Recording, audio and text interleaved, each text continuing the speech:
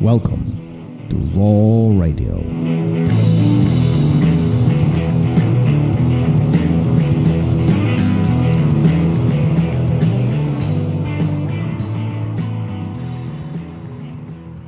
Takeaways, Gary. Yes, here we are again. Another amazing conversation, with Steve Cohen.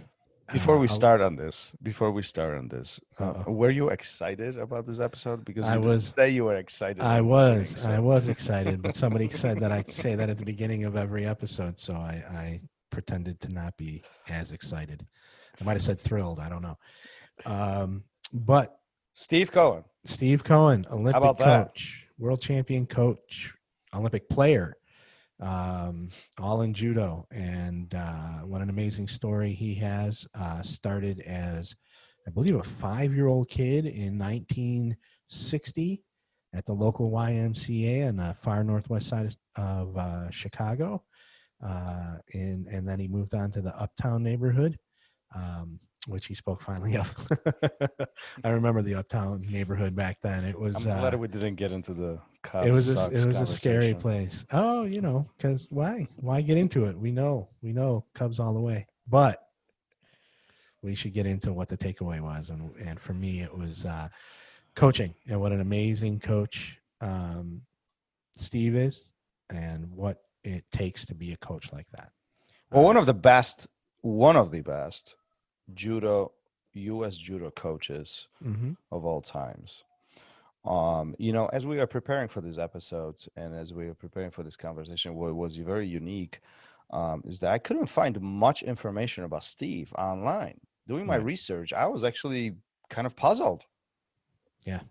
But then, talking to other people and having these conversations with other with friends, and people in the business, and obviously Jimmy Pedro speaking very highly of Steve as a coach, more this conversation was unfolding. I feel much, much better about it. And wow, what a story, what a set of stories. Mm-hmm. There was quite a few of them, and some of them off the air that we didn't have a chance to record.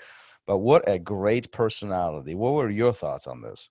I think because of his time as a player, pre-internet, where everything was filmed on videotape, we don't get to see much of what he's done, but we do get to hear it because of the people that he's coached and the people that came pretty much immediately after him, and what he's done as a coach, how he's touched their lives, how that he has friendships and people that he calls on a regular basis and talks to on a regular basis because of who he was to them as a teammate, but also as a coach. Yeah, one of the things that really stuck with my mind as he was talking about coaching and really utilizing all the resources that he had as a coach, was the fact that he was making relationships with the other coaches from the other competitors. What I mean by this, if one of his students or one of his athletes was competing and he didn't know his competitor, he actually went around and asked questions because he had all these relationships with the other people established all around the mats. And he was using this. And remember, this is all pre-internet. This is pre-phones, pre-Facebook, pre-Instagram, pre-YouTube. None of this existed. Zero.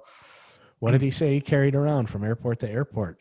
He had a television and a box of videotapes. Punch this out there. As you're listening to this, television, VCR, and box of tapes. Literally, he was carrying it from place to place because that's the only way they could record all these competitors and define their habits, define what they were working on, who they were, and what they did, and how they did it. Yeah. And now you have a website. You can go to one website and see everybody there. All the statistics. Yeah. But another fact, I'm curious, we didn't ask him on the show about this. Was he one of the first ones who start collecting all the data about the competitors? One of the things that he said that he had a very thick notebook. And he started collecting data on each of his athletes. But in a sense that he was collecting data who his athlete was competing with and all the information about the competitor. Right. And once all of this was kind of collected in this one big index, then that's when he started developing a game plan essentially for his own students, his own athletes, with a one single goal of winning the competition. Mm-hmm. Yeah, I can't imagine he was the first person to ever do it, but to be that dedicated to have a notebook like that, to keep tabs on everyone, rather than just thinking, I've done the best with my athlete that I can do, and he can go out there and, or the USA, and we can beat anybody. No, he had a system, and it's something we talked to a little bit with Jimmy Pedro about, a system of training, a system of coaching, and a system of winning. And he took that aspect of it, of homework, and put it into a system, and it paid off. Yeah, another thing that kind of with these statistics that I actually made a note of, that he took extensive notes from every tournament, from every practice, from every camp, from every competition, with the fact of recalling these notes later and using them as a strategic data for his athletes. Mm-hmm. Well, they didn't have the phone to record, so he put it on paper, and he could refer to it later. Yeah. And to be that dedicated, so you can teach people in class, you can do the reps, you can tell them what to eat, you can try to get them in the proper mindset, but then to move on to doing all that homework, carrying around a VCR and a television, through the airport, and videotapes. I had visual. I was trying to imagine. Yeah, I could just see like a brown box, right, with tons of videotapes, and he's walking. He's got a bag in one over his shoulder, and he's got his box of videotapes in his hand. Putting that down on the belt. And does that fit in the overhead? I don't know. But and that doesn't even touch on the sacrifice when you get to the level of coaching that he was at. Of leaving your friends, your family, your newborn child, to travel all over the world, mostly at your own expense. He said at one point he had to raise $50,000 to become the Olympic coach, or the national coach. And, that was raising $50,000 so that he could dedicate himself and sacrifice his time, and his family's time, so that he can make champions out of other people. Yeah, if you want to hear about sacrifices, this is the episode to listen to. So if you haven't yet, you should. It's mind-blowing the amount of time that he spent outside of his house versus with his family. It's mind-blowing the things that he missed in his life, the things that he skipped intentionally with a pure focus on either getting himself to the level that he needed to be, or getting his athletes to the level that they needed to be. Gary, I think the sacrifice is often underestimated.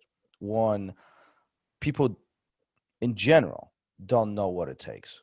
That's one. And two, I think most of us are unwilling to do it. Oh, and I think sure. I think that's what it boils down to. There's only few individuals like Steve, Jimmy, and others in judo and jiu-jitsu who will take this to the level that they can take it purely with the push, with the hard work, with the dedication, and tons of sacrifices. Yeah, and you're talking time, you're talking money, your personal career, often all that stuff. Your regular life has to be put on hold, weeks, months at a time, to make sure that you and your athletes are prepared. And you're talking about an international sport too, so you're not watching film in the basement. You're watching it in the hotel room. You're watching it on the airplane, in the airport, away from your loved ones. And those loved ones are making sacrifices too. Your spouse at home, him or her is without their partner, that's needed to raise the kids, to keep the household going, all that stuff. So there's sacrifices on that end too. Yeah, what a beautiful story. On a more positive note, on the funny note, do you recall that little story that he said when they landed in Hawaii? Yeah. Let's not absolutely. tell the That's great. story. They No, have to listen to that one. That's a good one. Just in Yeah. case you're curious, during the flight, where were they going? They were going to Japan, and Japan, right? back in the day, you could stop anywhere for free. United had that option for them, and they Yeah. made the very smart choice of stopping in Hawaii. And there was a party and thing, and we're not going to tell you anything. You have to listen to that. No, check it out. But it was a pretty good one. It was a good one. Yeah, for sure. What was the big takeaway for you? From him, From this, really? yeah. I mean, we're talking about coaching, what it takes to be an elite level coach. So definitely coaching the way that they, he talked about even from when he was a kid that the club he was in, him and his brother, who, if people don't know, check out Erwin Cohen,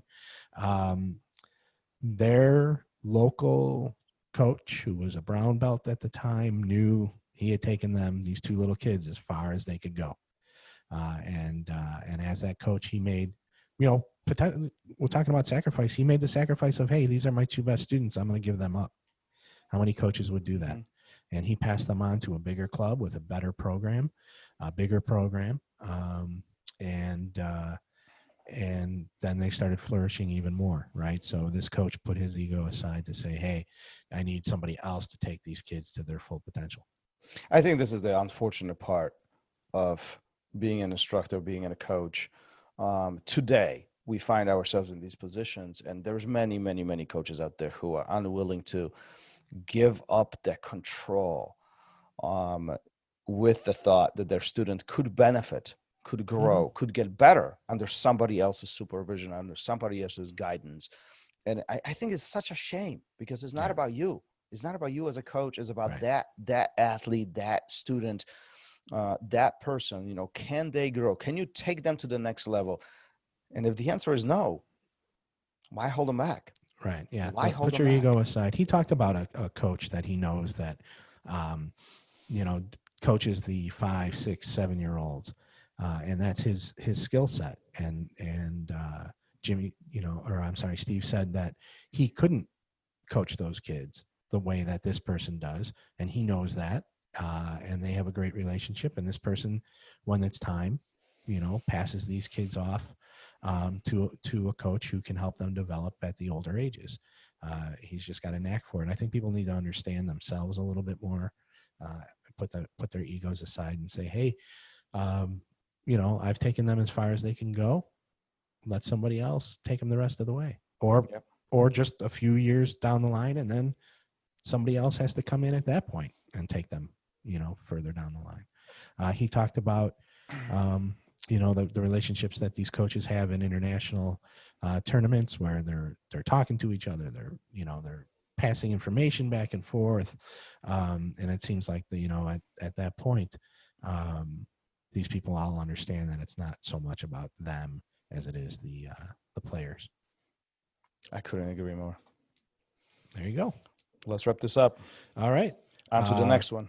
Yes, sir. We'll have another great conversation soon. And everybody, please take a listen to Steve and all the important things that he has to say. All right. See ya. Peace. Take care. Thank you for listening to Raw Radio. If you enjoyed the show, don't forget to leave us a review and help us make the show even more amazing. For future episodes, check out our website and follow us on all major podcast platforms. Take care.